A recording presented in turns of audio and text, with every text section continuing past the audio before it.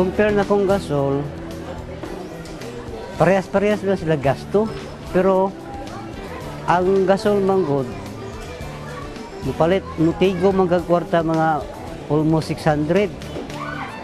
Every 1 month. Kani, kay nakay 5, nakay 10, pwede naman ka makaluto. Daghan ya po. Kaya pwede man nimo ikuan ay kahuyan nimo, buta kag uling kahuyan nimo. Double purpose.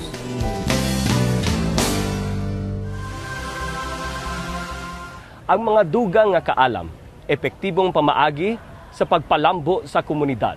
Ug dinhi sa Barangay 7-A Malvar, mitambong kami sa pagtapos sa mga livelihood graduates. Mga beauty tips ug uban pa dinhi lang sa atong Okay Ka. Walay undang ang mga hagit sa panahon. Sa mga sunod-sunod nga pagtaas sa mga pamaliton, ang mabuhat na lang sa mga yanong mamalitay. Ang muginhawag lalom, dungan ang paghunahuna, kung unsaon pagsigo sa gamay na daan nga budget sa mga pang-adlaw-adlaw nga galastuhon. Ang pag-inat sa sapi nga ginauli ni Mister, mao ang ginasagubang sa mga halandong kababayinan, nagaamuma sa atong mga tagsa-tagsang panimalay. Ang pagpangita ug pamaagi aron mabayran ang tanang katungdanan sa panimalay, susama sa kuryente ug tubig. Apil na dinha ang pangadlaw-adlaw nga konsumo ug mga balay runon sa eskwelahan. Labad sa ulo gayud kini para sa atong mga katawhan.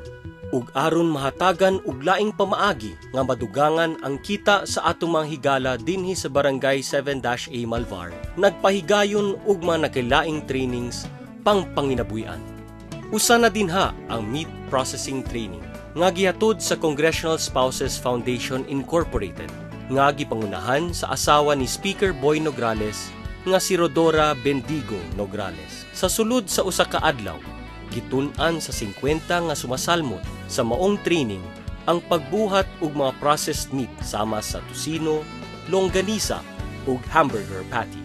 Apan ang mas dako nga proyekto nga gitutukan namo dinhi sa Kongreso sa Barangay mao ang beauty care ug hairdressing training.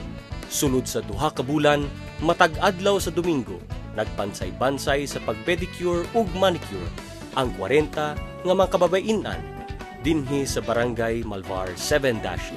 Ali, gi-inform mi sa mo ang kagawad na naadaw ko na ay libre na eskwela sa kuat sa beautician, tawag namin siya beautician kay sa beauty care o sa hairdressing. Actually, talagang maganda siya. At the same time, makatulong talaga sa pang-araw-araw. Kasi sa ngayon, may pupuntahan na rin.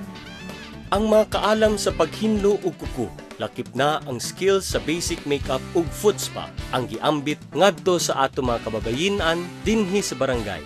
Kini nga proyektong pangpanginabuhian gihatod sa barangay sa pagtuo nga sa paghatag og dugang nga mga kaalam sa atong mga constituents, mao ang usa ka pamaagi aron mapalambo ang atong dakbayan. Ano magud ka dako kay siya opportunity para sa mo, di ba? Para kung magkanang for example kanang na mga activities sa mga inana, mga makatabang jud sa mo gyud na mag-grab jud na mga opportunity para may na lang para makakita po sila, di ba, sideline na. Ang beauty care and hairdressing training ilawom sa programang Oplan Kabuhayan sa opisina ni Speaker Boy Nograles nga gipatuman sa Technical Education and Skills Development Authority kun TESDA. Kadalasan sa ilaha kanang zero knowledge regarding labi na sa paghawid sa kuan sa neighbor. Kaniadto nagakuan sila, wala na sila mga trabaho, pero karon tungod sa mao nga training, bisang nagdagan pa ang training, nakakwarta na sila kay nidawat na sila mga customer. Ang paghatod og mga training sa mga nakalilaing barangay dinhi sa Tacbayan, lakip sa Central Trust sa mga programa ni Speaker Nograles dinhi sa unang distrito. Happy kayo.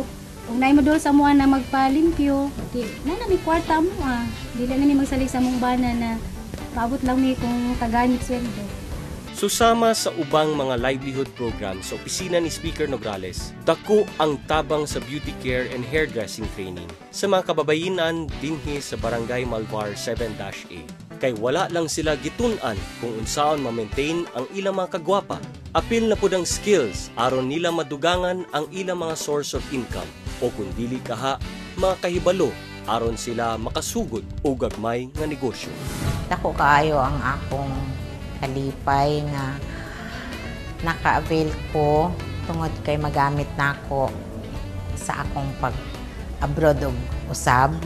Kining manicure, pedicure, beauty care, foot spa, and hair rebonding.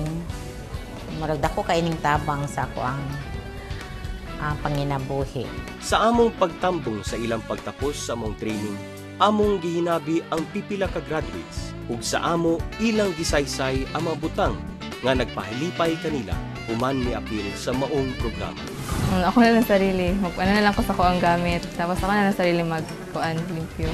Kung naay mga inana, free good siya, wala siya bayad, so dapat yun na mong apilan kay tamo magyapon ng kuan kabutihan. Sugod nga ila nang naangko ng maong abilidad sa pag-manicure, ila ning gamiton para sa ilahang panginabuhi kay dako kay katabang suportar. Kaning nga klase nga kuan kanang abilidad, ang customer gyud ang moana sa imo, dili ikaw ang madto.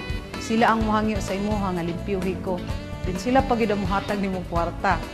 Ug dili lang kay sila puro istorya, sila pod mipakita sa ilang kahanas sa paghinlo sa atong mga kuko. So first, have to put water and then i-push mo siya yung nail.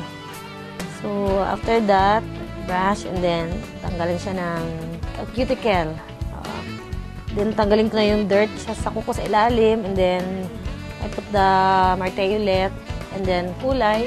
Yes, ganun lang ka-easy. Maunang sa among pagbisita, wala sila ilaing maingon kundili House Speaker Boy Nograles, no? Salamatan po na ako siya. Kaya in behalf sa akong mga kauban. Daghan jud kayong salamat sa iyang programa kay daghan ning mga ginikanan na iyang natabangan. Pasalamat ako kay Attorney Carlo Nograles sa iyahang mga proyekto nga gihatag sa kada barangay. Magpasalamat po unang-una sa tanan, Prospero Speaker Nograles, at saka si Attorney Carlo Nograles, at sa trainer namin na si Ma'am Yoli. ang mga proyektong pampanginabuhian padayon nga iatod kaninyo sa opisina ni Speaker Nograles kay kami nagatuo nga ang kalambuan sa nasod magsugod sa isig katawo ug kay malipayo na sila okay ka. Balikan ta ang mga hari sa recycling sa pagpadayon sa Kongreso sa Barangay.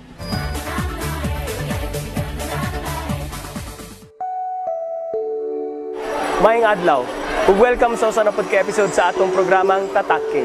Karong adlaw atong i-feature ang medical mission ni Speaker Boy Nograles dinhi sa Barangay 76-A Bukana. Kining proyekto ay sakop lang gihapon sa Offline Kalusugan Program ni Speaker Boy Nograles. Diin nakahatag kita og libreng konsultasyon ug libre mga tambal sa 1,115 patients nato dinhi sa maong barangay. Salamat og dako kay Attorney Carlo Nograles kay gitagaan jud mi niag tambal og naatiman jud niya ang akong kauban diri nga mga taga barangay 76A. Nagpa-check up mi sa among mga sakit. Bisan katong walay mga sakit. Tungod kay kami kulang sa among pagpapacheck up dito sa private nga doktor. Ug kami nagapasalamat sa ato mga volunteer doctors sa Davao Medical Center ug sa PNP Regional Office 11 ug sa mga volunteer nursing students nato sa Broken College of Nursing. Ug magkat to naglangkob sa atong programa kini si Atty. Carlo Nograles. Magkita-kita na po ta sunod semana din sa Tatak K.